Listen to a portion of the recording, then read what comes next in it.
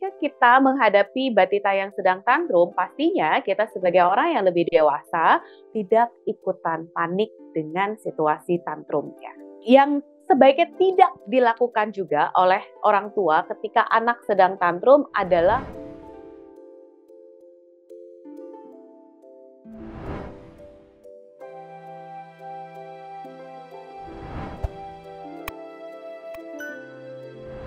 Nah, sekarang kita akan bahas bagaimana caranya kita mengendalikan batita yang tantrum. Ya, ada beberapa, namun Bapak Ibu bisa mencari cara yang paling tepat untuk Bapak Ibu lakukan terhadap anak-anak Bapak Ibu. Ya, yang pertama, ketika kita menghadapi batita yang sedang tantrum, pastinya kita sebagai orang yang lebih dewasa perlu untuk juga lebih tahu apa yang sedang kita rasakan, ya. Karena ketika kita juga tahu apa yang sedang kita rasakan, kita bisa memberikan respon yang tepat terhadap situasi tantrum tersebut. Ya, yang pertama pastinya kita disarankan, amat sangat disarankan untuk tidak ikutan panik.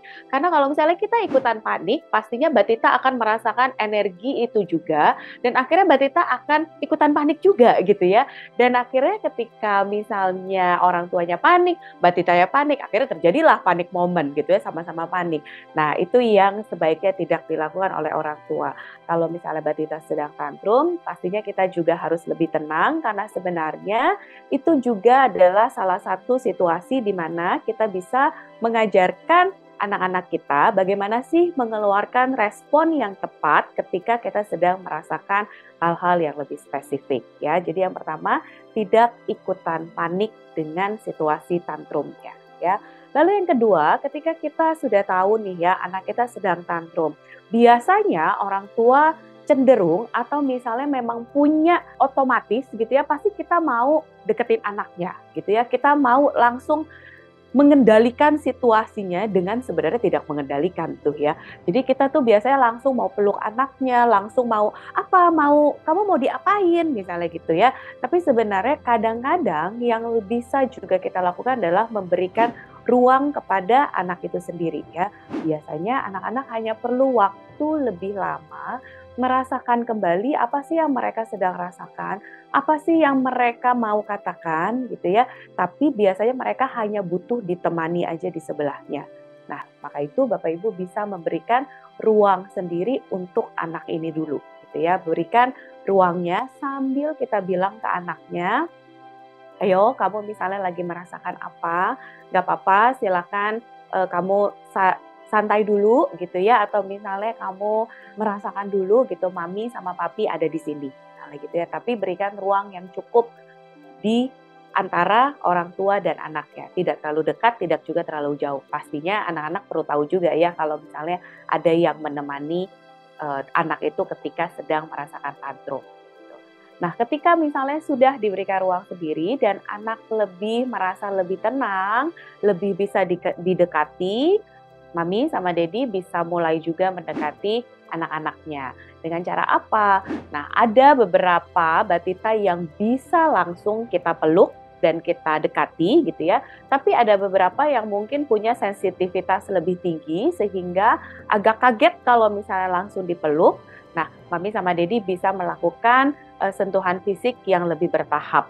Ya, nah ini biasanya yang tahu Mami dan Dedi sih ya, karena beda-beda setiap anak. Ada yang misalnya kalau misalnya bisa langsung dipeluk ya silakan langsung dipeluk sambil diberikan validasi terhadap perasaan yang sedang dirasakan. Tapi kalau misalnya ada beberapa anak yang tidak bisa langsung dipeluk, Mami sama Dedi bisa mulai dengan misalnya memegang tangannya terlebih dahulu ya. Jadi sentuh dulu tangannya.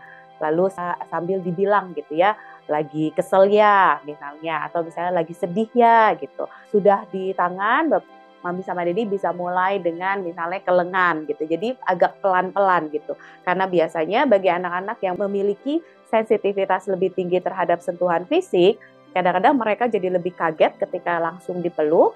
Nah, kalau misalnya mereka kaget, balik lagi ada pasti emosi yang dirasakan, akhirnya tantrumnya bisa lanjut terus gitu ya. Tapi kalau misalnya mereka disentuh perlahan-lahan gitu, mereka bisa memproses perasaannya, akhirnya lebih merasa nyaman dan lebih bisa dikendalikan rasa tantrumnya ya.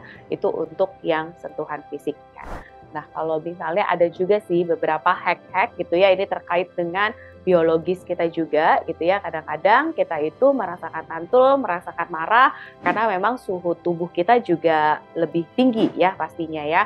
Nah, biasanya sih saya kalau misalnya memang ada orang tua yang nggak kasih nih ya, tapi kalau misalnya saya kadang-kadang suka kasih hacknya nih. Kalau misalnya suhu tubuh kita sedang tinggi ya kita berikan misalnya minuman air dingin supaya suhunya lebih netral lagi. Karena kalau misalnya minumannya hangat atau misalnya suhu ruangan, kadang-kadang efek biologisnya adalah terasa pahit lidahnya atau misalnya terasa juga lebih panas dan akhirnya suhunya makin lama makin tinggi. Nah, salah satu yang mempengaruhi perasaan kita kan sebenarnya juga dari tubuh ya. Jadi kita bisa berikan hack-hack itu juga gitu. Yang sebaiknya tidak dilakukan juga oleh orang tua ketika anak sedang tantrum adalah memberikan reward ya, karena itu mungkin bisa menyelesaikan tantrumnya pada saat itu, tapi sebenarnya tidak menyelesaikan tantrum pada saat lama. Malah akhirnya mungkin bisa menyebabkan tantrum-tantrum yang lain gitu ya. Jadi lebih baik tidak dilakukan tuh si pemberian reward itu gitu. Nah, orang tua perlu tahu rutinitas apa, perlu tahu polanya juga. Kadang-kadang kapan sih batita ini muncul gitu tantrumnya ya. Kalau misalnya sudah tahu, akan sangat enak nih. Kita sudah tahu trigger-triggernya apa yang menyebabkan bayi itu tantrum, akhirnya kita jadi lebih bisa mengendalikan situasinya dan akhirnya tantrum itu nggak terjadi. Nah, Mami and Daddy, ikuti terus sosial media Tanam Benih untuk mendapatkan video-video parenting lainnya sehingga kita sebagai orang tua bisa level up lagi.